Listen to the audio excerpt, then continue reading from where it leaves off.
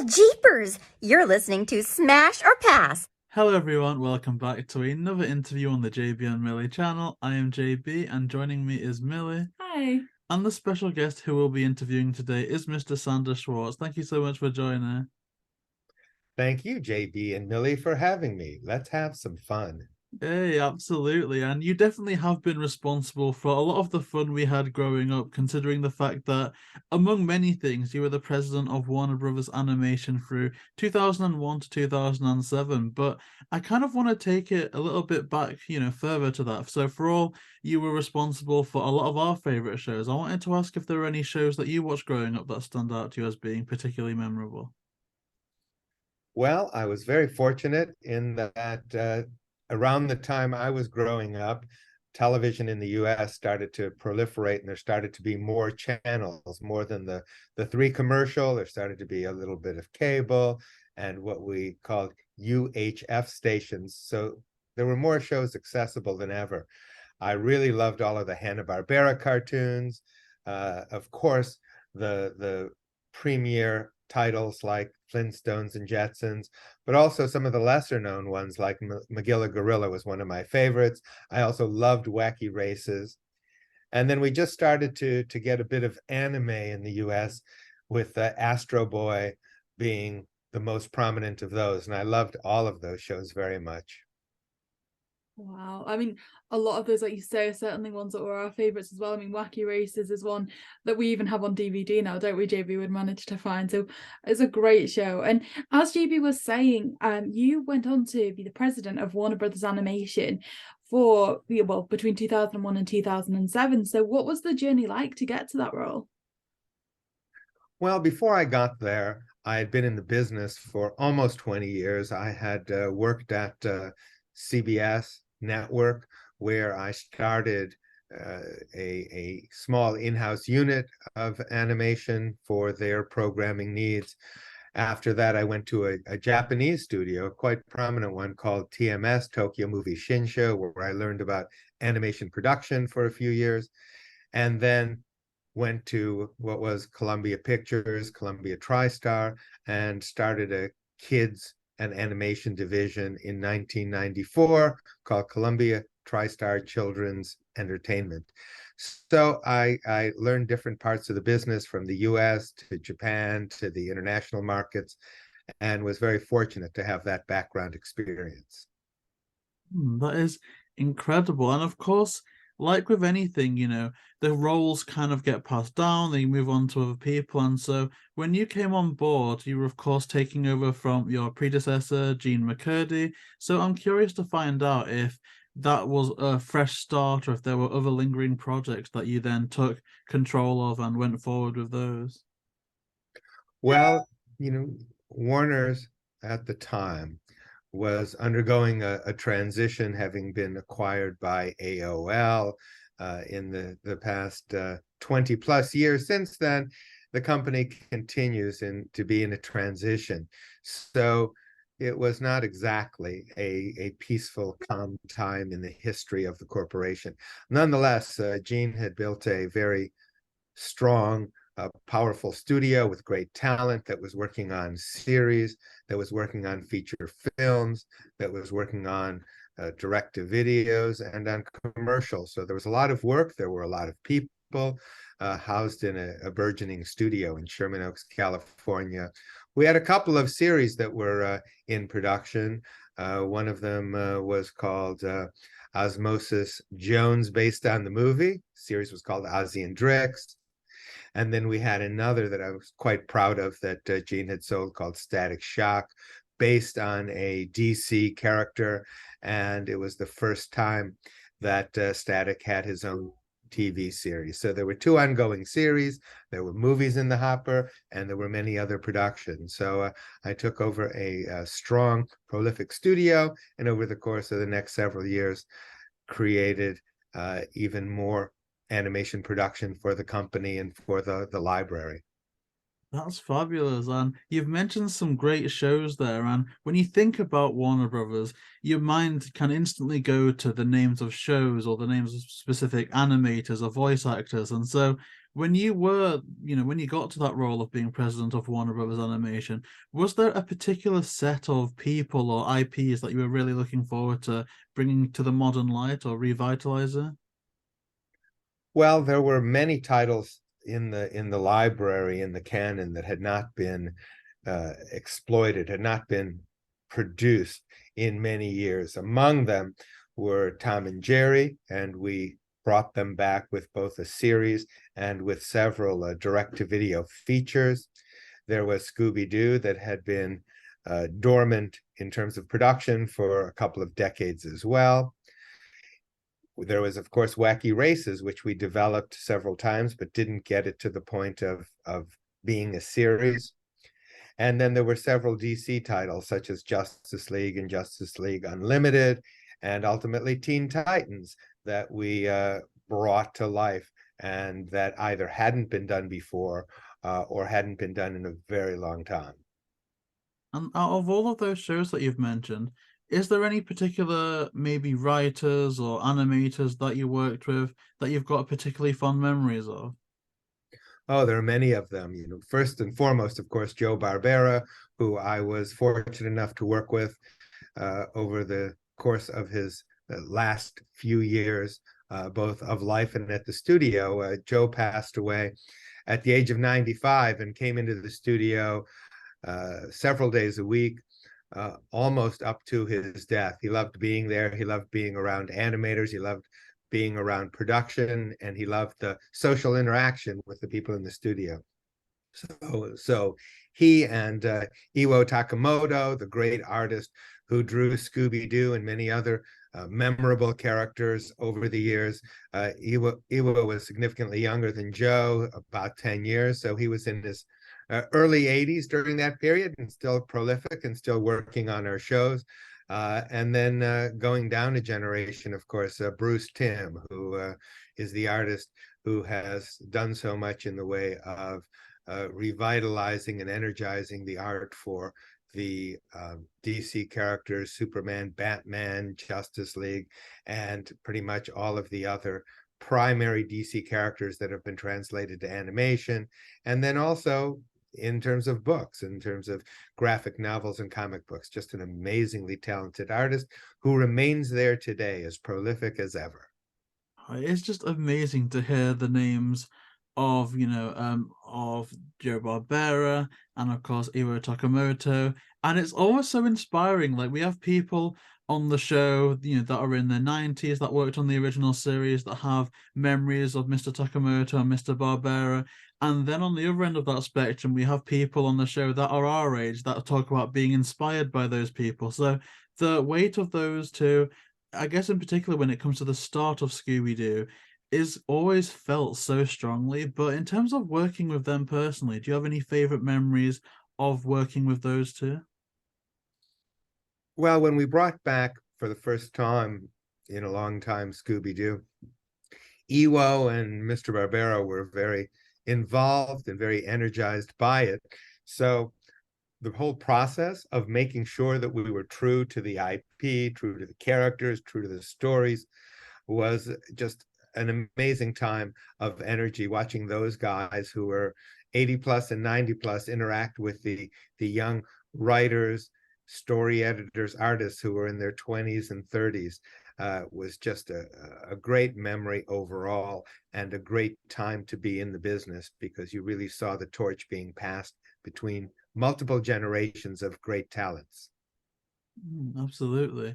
And of course, when you mention Warner Brothers and animation in the same sentence, I think people's minds tend to go with one of two things, either Scooby Doo or Looney Tunes, to the point where celebrating the 100th anniversary of Warner Brothers this year, I've got props. They've actually done like a line of these Funko Pops where there's characters mixed in between.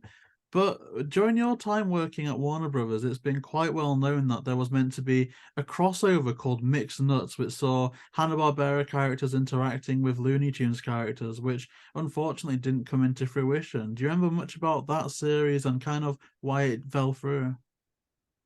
Well, there was at the time, a great deal of separation between what were the Turner assets, Cartoon Network being principal among them, of course. You had TBS, the channel, and Turner Classic Movies. And that was one silo that was based in Atlanta. And then the Warner Brothers assets that were based in Los Angeles. And so even though they were at the same company, at the time, Warner's was to some extent a siloed company. And so the challenge of getting both to work together, play nicely, and come up with a product that satisfied both was very challenging in those days. And the Mixed Nuts initiative was one of the casualties of that relationship at the time. It is a shame because there's so many concepts that, you know, are out there, but obviously, you know, there isn't the time or the possibility of doing them all. And the, you know, the work that we've received is absolutely incredible, and we're grateful to, you know, have that. And I'm kind of excited to talk about the other half of what JayBee was mentioning, the Scooby Doo aspect of things, because as I'm sure you can tell from what the kind of backdrop and everything, we're huge fans of the series, and you know, you were really impactful with the work that you've done on Scooby Doo. So I'd like to ask, before kind of joining Warner Brothers, how familiar were you with the franchise prior to working on it? Well, I was very familiar with it, and I loved the show principally because it was fresh and original at the time, and because the character of Scooby Doo itself was so endearing. The acting, the comedy, the voice he had, whether it was the bark or the bark for words, it was just something I hadn't seen before, and something very unique and fresh. So being able to do it again, and by the way, that's a big responsibility because there are many possibilities that one could screw it up badly, and you don't want to be remembered in your legacy for having done that. But fortunately, we had Mr. Barbera there, we had Iwo Takamoto, we had Scott Geralds, who was a great animator and artist who had worked on many of the shows 20 years prior. So we had a great team, and we were always very conscious of the legacy and very mindful not to screw it up. And you did actually work on what I would deem to be my favorite Scooby Doo movie, which is Scooby Doo and the Loch Ness Monster. You were the executive producer on that, and a lot of our other favorites as well, including Legend of the Vampire, The Monster of Mexico, Pirates Ahoy, just to name a few there. So what does the role kind of entail, and what was it like being the executive producer on those direct-to-DVD movies? Well, you know, those direct-to-video movies was at a great time in the animation business, because the direct-to-video business, especially for animation, was essentially new. It hadn't really been done before, and it was in that time when DVDs was a burgeoning business. So it gave us an opportunity to reach audiences with physical products that hadn't been possible before. And so we had a great many writers pitching us ideas for movies, coming in and showing us their best work, their thoughts on what to do with Scooby Doo. So it was a terrific time to have a wealth, say, of material and concepts, to be able to vet them with the team, Mr. Barbera, Iwo, Scott Gerald, and others, and then to pick the ones that rose to the top and that were, in the opinion of the actual creators of the show, viable, good ideas, and something new and fresh that would add to the canon of Scooby Doo. That's fantastic, and it's just so good to hear you mention all of the names that we've become so familiar with over time, and a lot of that is, you know, the writers and the producers such as Ed Sharlock, Temple Matthews. And so when it came to dealing with writers and producers with these Scooby-Doo movies, how much kind of communication did you have on your end with those people? Well, I, at the time, was overseeing at least 10 series, and generally one direct-to-video movie and some feature work as well. So I wasn't on the case day to day. There were other people who I worked with who were. But you know, you mentioned Ed Sharlock, who I still see. He's a wonderful man, and we had partnered him. And it's an interesting story because the writers on the show, the writing team, was led by Ed Sharlock and George Doty the fourth, and Ed at the time was you know, in his 60s. George was in his 20s, And so it was a great match of someone who'd been in the business for a very long time and someone who was pretty much just starting out. And again, Ed had a great influence. He related very well to Mr. Barbera and to Iwo Takamoto. And we had a great blend, if you will, of new and familiar,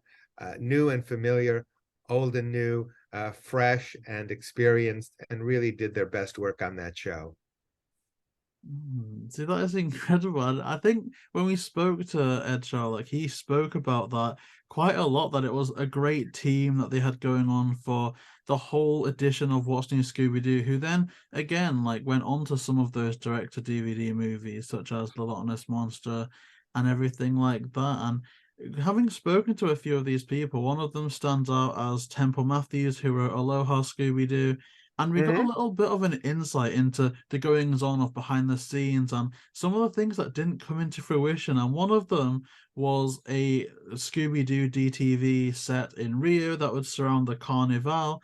Do you remember anything about that and why that didn't fall through? And kind of how many ideas that you would have for Scooby Doo projects in the process of, say, coming up with, one or two every year? We had far more than that every year. Ultimately, in order to get the pictures greenlit, we had to have not only a sound business plan for it, but also we had to get the approval of the home video division, Warner Home Video, who would be responsible for selling the shows. So essentially, we put forward a number of ideas and a number of scripts, and they would pick the ones that they thought could be monetized, could sell the maximum number of units, both in the US and around the world, because don't forget, it's a very international business. So with a pipeline of 1 to 2 a year and 3 or 4 good ideas that we could move forward on, unfortunately, we couldn't have made them all. Now, that was generally the case. Sometimes, the script just didn't work out and it wasn't as good as it should have been, so then it would get moved back in the queue. But for the most part, it was just having an embarrassment of riches, having a great property, having a great team, and not having enough capacity in the pipeline to accommodate all of them.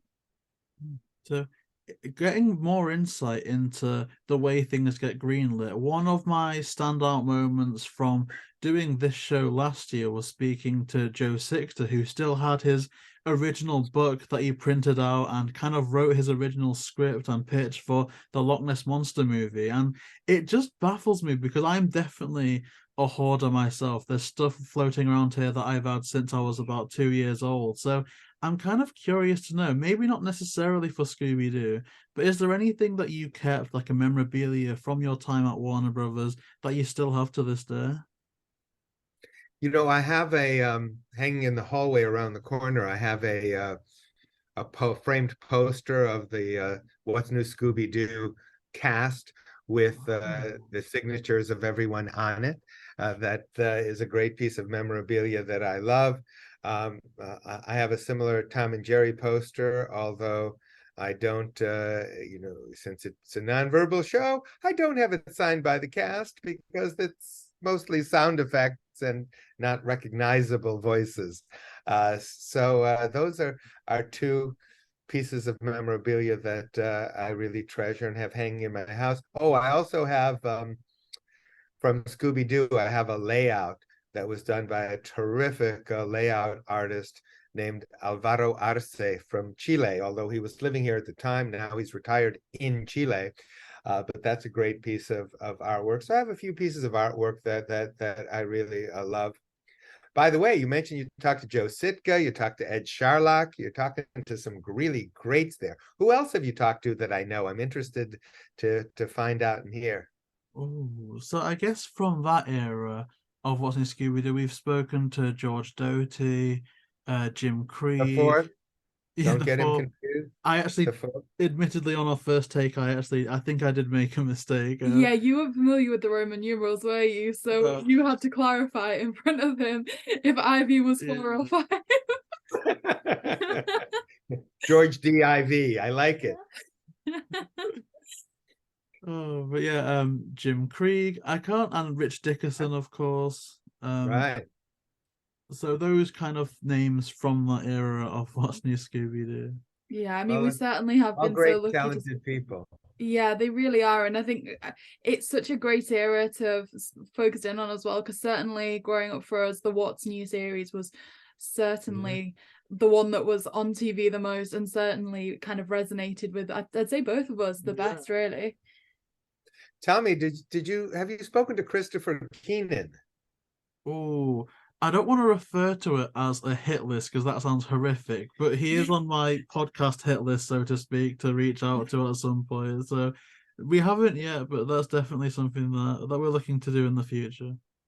Yeah, definitely someone you should speak to. He's currently the head of animation at Mattel. Before that, he lived in London, where he had a similar creative position at Hit Entertainment, overseeing Thomas the Tank Engine and other hits.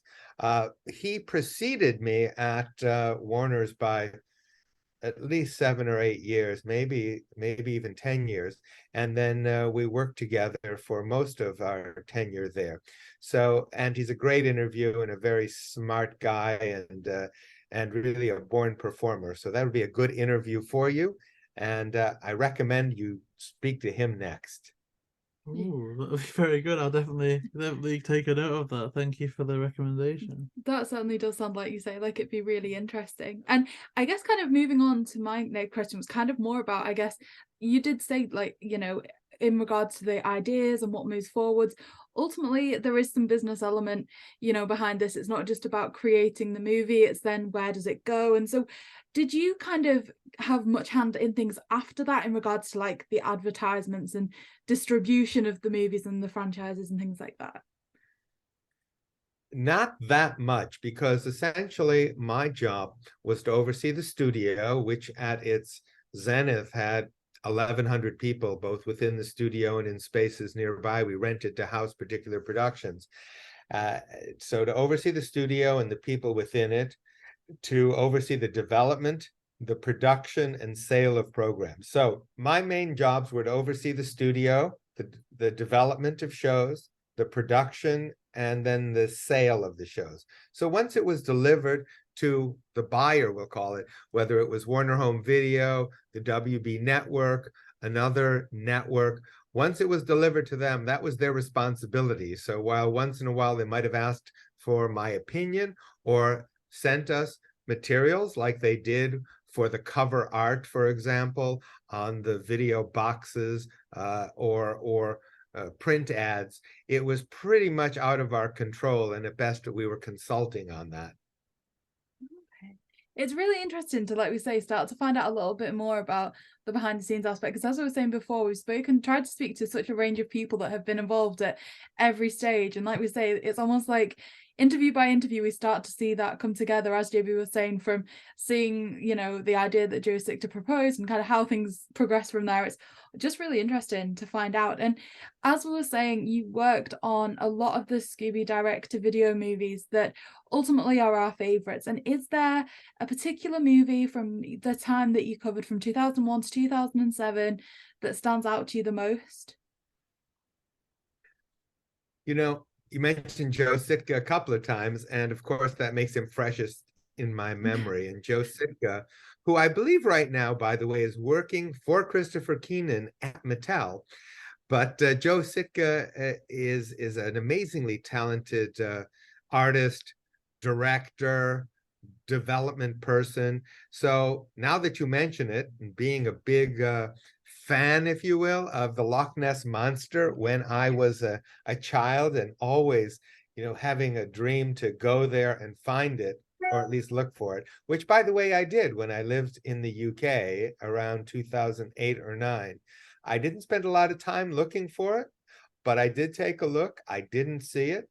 And it was sort of the fulfillment of a childhood dream. So being able to produce a show that centered on the creature, the fantasy, the legacy, the legend, and working with Joe, an amazing piece of talent and manpower in animation, was certainly a highlight.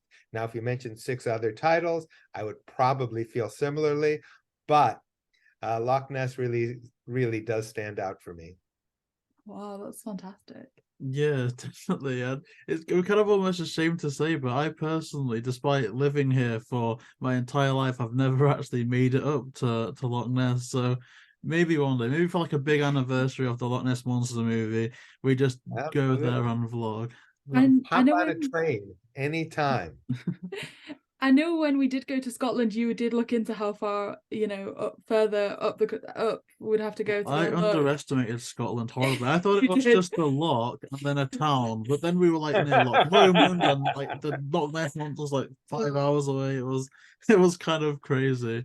One thing I have to say about that movie is I do love how true to Scotland it was. Like, I had a music teacher from Scotland at the time when I first saw the movie, and she used to make us sing the song that they rewrite to be the Rocky Road song. So just little details like that. It just was so Funny. kind of true to the inspiration.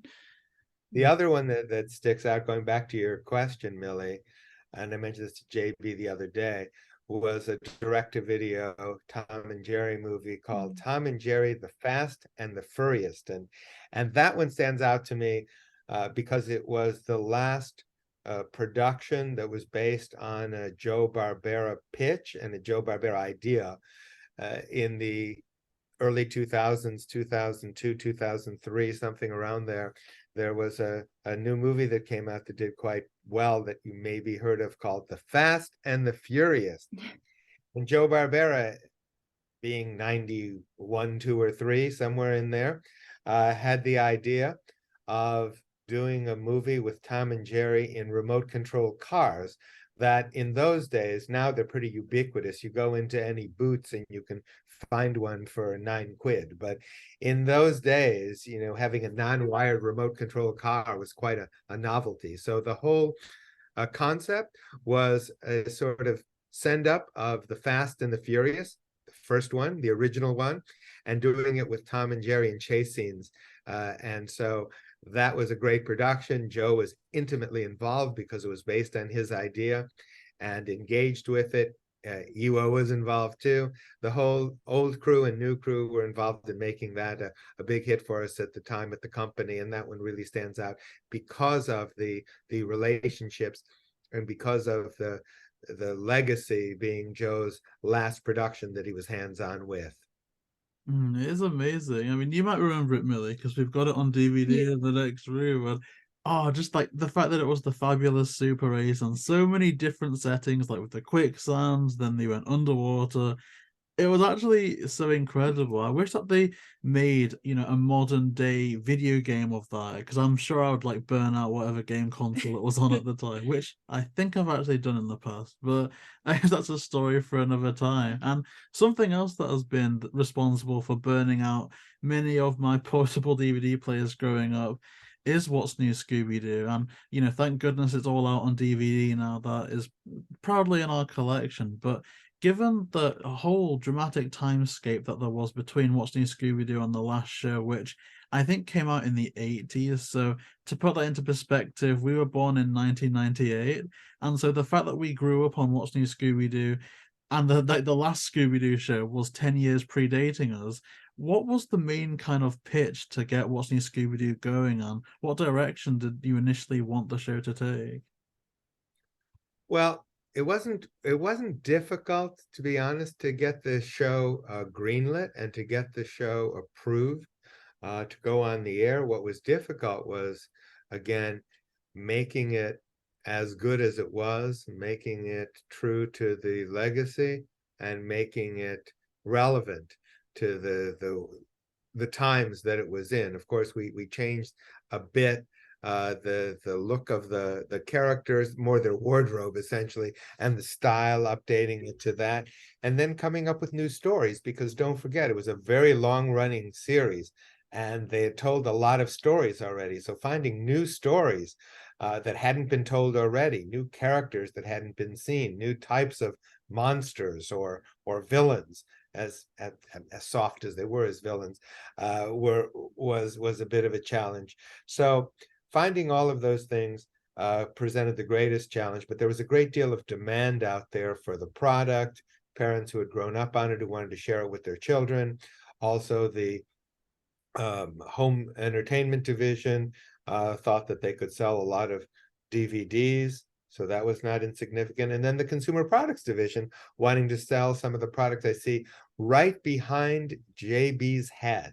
And so in order to satisfy the demand of both the audience and other divisions of the company to create content for them that would generate business both from the show and the ancillary rights for toys and games and plush, really made a strong case for bringing back the show. And there was something really quite special, I think it's fair to say, about that series, because for all there's been a few Scooby Doo series since, I think that one is the one that's most stood the test of time. I know it's the one that I've seen with my nieces and nephews, even after, you know, I've grown up and other series have been introduced. Even to be, you know, what's shown on channels in the UK like Boomerang and things like that to this day, What's New certainly is one of the most prominent series for Scooby. And with that in mind, what was the process like of getting it to the kind of final product that we see today? Were there any ideas that were scrapped for the series, or was it always quite a clear-cut concept for you? Well, of course, in the process, Millie, of looking for ways to update it, there were lots of ideas thrown out that would be of this time, or of that time in the early 2000s. Of course, you know, one of the great things about the original series was it was, for the most part, pretty timeless, and there weren't many things that were in the show that people 40 years later wouldn't know about, wouldn't understand, wouldn't have. But of course, in the early 2000s, the world had come a long way. There were lots of inventions that had been made, from computers to cell phones to vehicles. So trying to keep the show timeless and not getting overly involved in tech and overly involved in new and different implements, that devices that didn't exist and that wouldn't exist 50 years from now, was somewhat of a challenge. But by the same token, we had, you know, people on the show working from 95 to 25, so they kept us honest and they called out all those things, so we'd be sure that the show would hold up, stand the test of time, and not become dated in the future, just as the original show isn't dated. Now, of course, if you look at that show and you look at the 4:3 aspect ratio rather than the 16:9 you see now, of course that isn't ideal. But nonetheless, the content still holds up and the stories still work, and the animation, as I was going to say, inexpensive, as frugal as the animation was then, it still works because of the stories, because of the music, because of the acting. The other thing that we brought to the show that you know, I should mention is that, of course, we had more money and more resources, and the business of animation moved on. So the quality of animation was significantly better because we had the means and the technology to do it. So from a point of view of production, the production had higher production values, it had a higher level of quality, and that, of course, will help the series be around for the next 100 years. I won't be there to see it, but you two might be. Oh, well, I mean, I kind of said this on a few occasions. I think you take every single person in the world right now, be it, you know, the 95-year-old down the street or a newborn baby that quite literally has just opened their eyes for the first time today. I think something like What's New Scooby Doo will kind of outlive everyone on the planet currently and beyond that, because it's kind of like so many parts about that has just blown up in terms of popularity and people remember it so fondly. So you mentioned the music, and just on TikTok you can go and see Simple Plan. They can play, you know, their set as normal, and then for their encore they come on with What's New Scooby Doo, and a whole arena kind of goes crazy. They know all the words, they know all the lyrics, and it's so crazy to see that. I mean, I don't want to speak out of turn, but I want to say with relative confidence that besides maybe the first original show, I don't think you could find one Scooby-Doo intro where everyone knows all the lyrics, all the words with such confidence. But there was also, we kind of got a glimpse into an alternate reality where it would actually have been Tom Jones that would have sang this song. Do you know why that didn't happen, or kind of what it would have been like to negotiate with Tom Jones at the time? I don't remember our speaking to Tom Jones about Scooby Doo. I remember our speaking to Tom Jones about our theme song for Duck Dodgers in the 24th and a half century. He did sing that song, laughed his way through it several times, but ultimately we got it.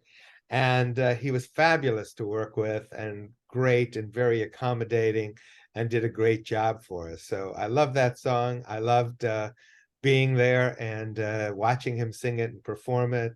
A true gentleman and a great professional. But for Scooby Doo, I don't remember that discussion. I'm not saying that it didn't happen, and I'm sure we had many ideas that didn't make it to fruition. But Tom Jones, in my mind, will always be associated with Duck Dodgers in the 24th and a half century, which, by the way, is a series I very much love because I love the shorts growing up from the 40s and 50s. And I think Chuck Jones did the original, and I love the Tom Jones theme for it.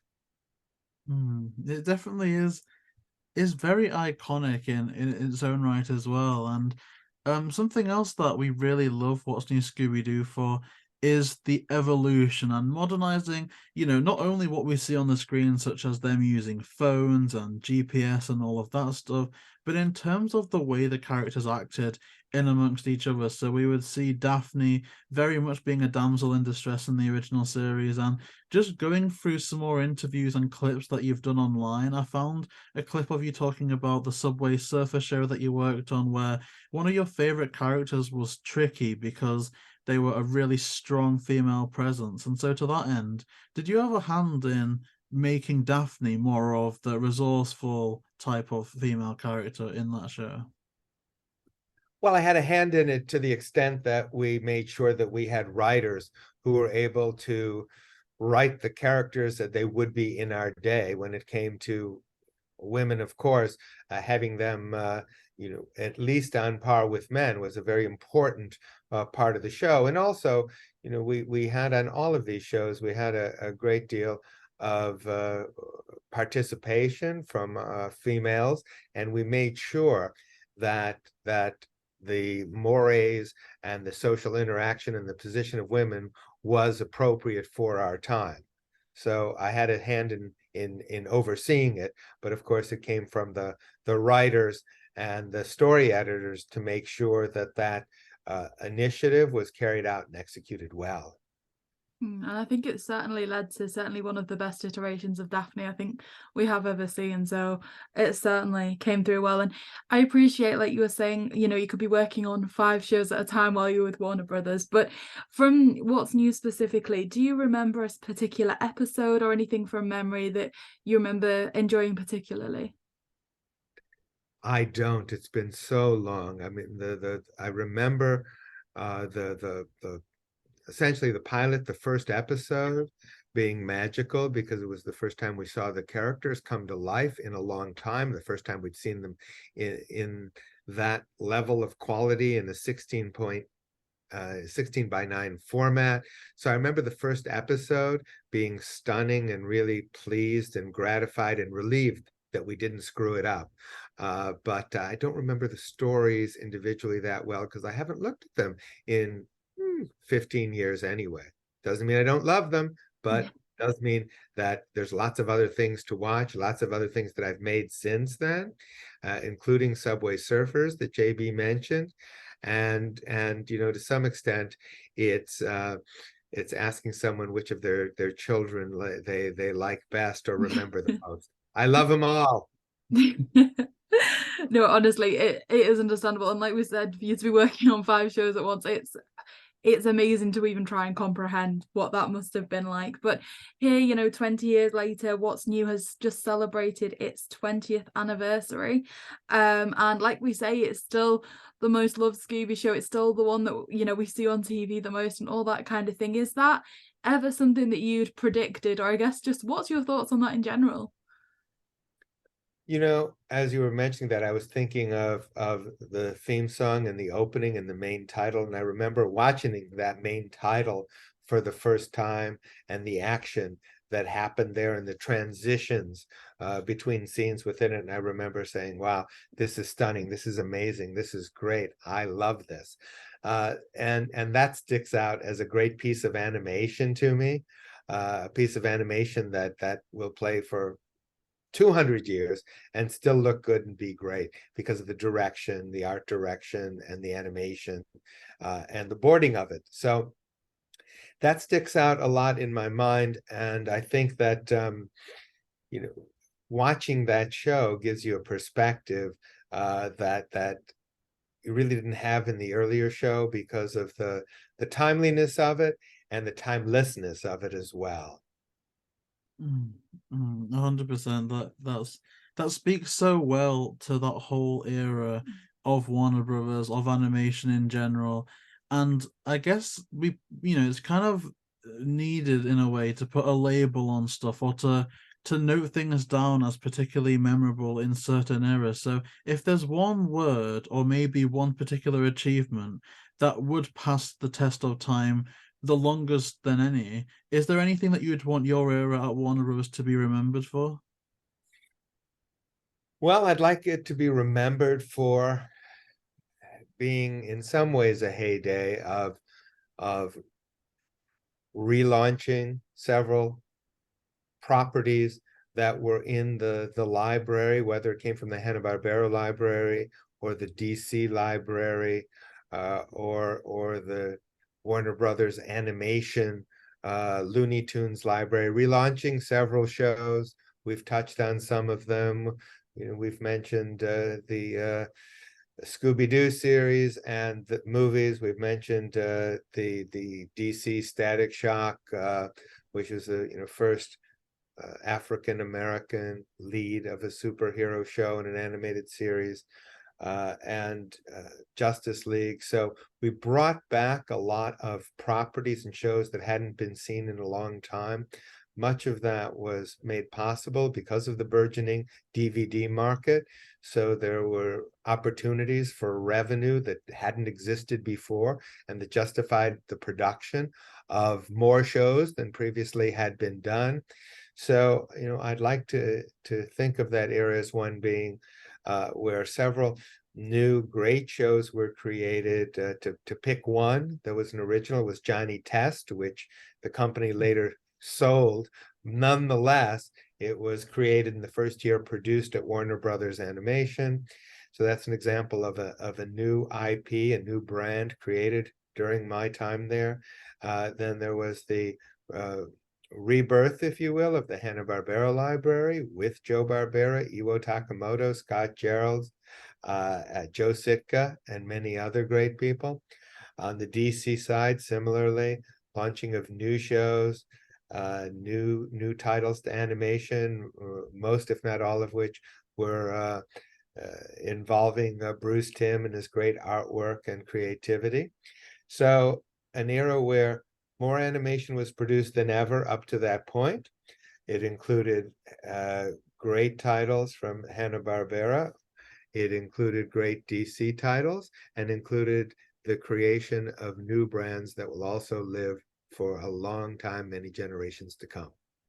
It definitely is a heyday. Definitely, in my opinion, it's the one that we grew up with. It's the one that we always refer back to when we think about those amazing memories. And of course, so many projects and new projects, rebooted projects, all equally as good and very memorable as well. And I guess to compare a heyday with maybe a time of uncertainty, given that you were, the top person, so high ranking as the president of Warner Brothers Animation, given that the current state of Warner Brothers Animation, we've got at least 2 cancelled Scooby Doo movies and the whole Discovery merger. What's your whole take on that side of things that's going on now? Well, it hasn't been over the last couple of decades a smooth ride from a corporate perspective for what was Warner Brothers when I was there, then became, when AT&T purchased it, Warner Media, and now when it's been merged into and controlled by Discovery, I think it's called Warner Brothers Discovery, so, or WBD. So it's been a rocky road with these acquisitions and mergers. And of course, that's felt in the titles and in the product coming from the company. It's a great company with a long legacy, and I hope that when things settle down in the current merged company, that there will be a continuation of the quality of animation that it has been known for. And I hope that there will be, again, bold initiatives in producing new shows based on original ideas of great creators, young and old, and that the legacy titles, including Scooby Doo and Tom Jerry and Looney Tunes, will continue to have new great iterations and shows. In the meantime, at this point, as the company has been cutting back to meet its promises to Wall Street and to prop up the stock price and to do many things that relate more to accounting and taxation than they do to great creativity, it's going to be a bit of a rough patch, and we'll see what happens on the other side. But the company's been around for 100 years. I'm sure it will be for another 100 years. And I hope one of the things that they're known for in the second century of existence is the great animation that has come from them after this merger and acquisition. And a lot of these projects, as you say, they're being written off for tax purposes. Has this happened in your experience a lot before, or is this kind of a new thing that's happened as a result of this merger? Well, I think it's a pretty common thing to happen when companies are acquired and merged. You have costs that are related to the acquisition or to the merger. You are able to write them off from a tax perspective. And then also there are tax advantages to trimming down the business, consolidation, and to cleaning up the books as much as possible. Now, I'm not familiar with all of the iterations of that or how it works specifically, because I never took a taxation course in my life, and I'm not a CPA, but it's a pretty common thing to happen. And this I think, transition that they're going through might be of particular note, because the amount of savings that was promised to Wall Street by the Discovery management was, I think, along the lines of $3.5 billion within a couple of years, and that's a lot of money. And you don't get to those kind of savings and those kind of write-offs without letting a lot of people go, letting leases go, perhaps selling some real estate. It's a Herculean task. So this one is noticeable because of the large commitment made to shed a lot of costs, but this too will pass, and in future years that'll be behind it, and we'll see what the company does from then. That'll be up to the management to make a go of it, to make the company successful, and to proceed with hopefully, again, creativity leading the studio more than finance and taxation considerations. 100%. That would be really good to see. And I guess not to fill anyone with a sense of false hope or false dread either way, a lot of these cancelled projects have resulted in online movements, hashtag save this, hashtag save that. In your experience with movies and projects that have been written off for tax purposes, have you ever seen an instance where these projects have been revised, or do you kind of know what steps would needed to take place for them to be revived? Well, it's certainly possible, but unlikely, and it will certainly take some time. It would take all of these current write-offs to be flushed. That it's possible, but not likely, for there to be a resurgence of one or more of these properties. That would happen not so much because of fan demand online, but because the studio thinks that they can sell the project and make money with it later again. But it's unlikely. Nonetheless, I wouldn't write it off. Absolutely. And of course, when we talk about Warner Brothers today, and when we ask you about your experience of Warner Brothers, we're kind of dealing with what I'd imagine is two very different things. So you could tell us about how the ins and outs worked of Warner Brothers back then. It may be completely different now, but I'd like to get some perspective on how your experience can help inform us of what's going on now. So a lot of this has been blamed, to the current CEO, David Zaslav. He's online almost become the boogeyman of animation, canceling all these projects and stuff. So, from your experience, from your position as, the president of Warner Brothers Animation, how much bearing did the current CEO at your time have on you and your work? Well, not so much, because between me and the CEO of the company, there was my boss, who for the first couple of years was a wonderful man named Sandy Reisenbach, and he was the global head of marketing.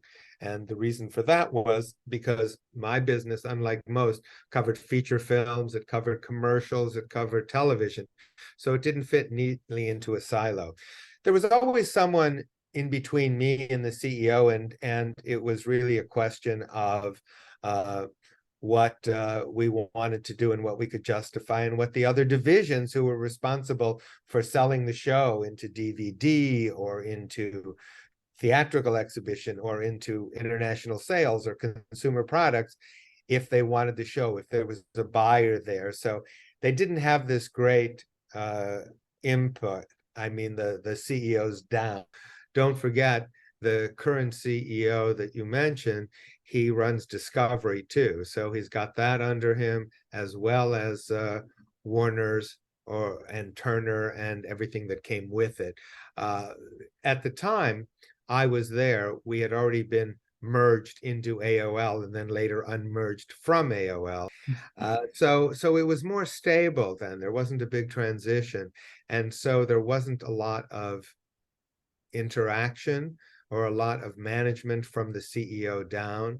It was pretty much left up to us and the other divisions of the company that were involved in buying the shows, whether it was home entertainment or consumer products or international sales. But this is a different situation. When a company is taken over and merged, there's a lot more close looks at every line of business and a lot more top-down management. And again, as I said, with the cost savings promised to Wall Street, that's going to be pretty thorough at the company by its nature. Of course, that's understandable. And again, like, just to reiterate that Warner Brothers may have changed quite a lot, but in terms of using the past to inform what may happen in the future or what's going on currently, say for instance, you're back as your position of president of Warner Brothers Animation. There's been this merger, and a load of the animation projects are cancelled and written off for tax purposes. What's your next move from that point? My next move at this point? Yeah. My strap in. It's going to be a bumpy ride, and live to fight another day. That's my best advice. No, I think that's certainly. Oh, sorry, I think you got very briefly, but no, that's certainly very good advice. Like you were saying, just strapping in and seeing what happens. I think we're certainly looking forward to seeing things perhaps level out again. I know there was a time where we were seeing, for example, 2 Scooby movies a year. I know that kind of unbalanced a little bit recently and kind of cut down to 1, and even then we didn't kind of know where that was coming and things like that. So like you say, I think it certainly will be potentially a little bit of a bumpy ride that hopefully we'll see kind of level out again in the not too distant future. Sure. Well, again, keep in mind the other thing that's going on here is a transition in the home entertainment business from packaged goods, the DVDs, to online digital distribution, whether it's ESL, electronic sell-through, to VOD, video on demand, what have you. So that business has changed dramatically. Plus, you have the streaming wars going on between all the big players, Amazon, Apple, Netflix, of course. So you have the streaming wars going on. You have a transition from analog to digital media, and there are dislocations that come about as a result of that. So whereas you might have had 2 Scooby Doo movies a year going to DVD and then going to broadcasters. Now you'll have to distribute them in different ways to different places. Will they stay on HBO Max? HBO Max is supposed to be rebranded later this year because they're combining it with Discovery Plus. So where are the buyers and how do you monetize it? All of that has to settle out a bit before there is a set pattern of both production and distribution and sales. No, certainly. I think, like you say, it's great to get some kind of insight into that a little bit, because I know we very much are still like DVD collectors, so we don't give too much thought to like streaming and digital downloads and things like that. We've got a big bookcase with all Scooby Doo DVDs on it, and we like to try and keep it that way for as long as possible, so it's good to get a fresh take on that. I guess kind of that's the end of the questions that I think both of us had. I mean, other than that, we want to just say a huge thank you for your time, and also just to ask, is there any projects or anything that you're working on at the minute that you can share? You know, my last production was for CBS and Paramount Plus.